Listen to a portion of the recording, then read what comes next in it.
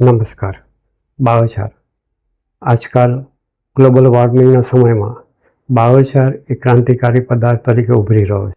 બાયોચાર જમીનનું સ્વાસ્થ્ય અને પાકોની ઉત્પાદકતા વધારવામાં મદદરૂપ થાય છે.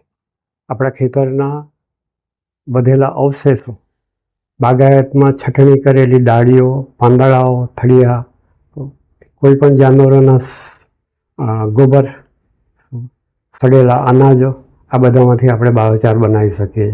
કોઈપણ સેન્દ્રિય પદાર્થમાંથી બાયોચાર બનાવી શકીએ. બાયોચાર બનાવવાની જે પ્રક્રિયા છે તેનું નામ છે પાયરોલિસિસ. પાયરોલિસિસ એટલે આ સેન્દ્રિય પદાર્થોને 600 ડિગ્રીથી વધુ તાપમાને ઓક્સિજન રહિત વાતાવરણમાં જ્યારે ગરમ કરવામાં આવે છે તો તેમાંથી બાયોચાર બને છે. બાયોચાર એ આજની તાતી જરૂર છે ખેતીને સમૃદ્ધ કરવા માટે અને પર્યાવરણને સાચવવા માટે.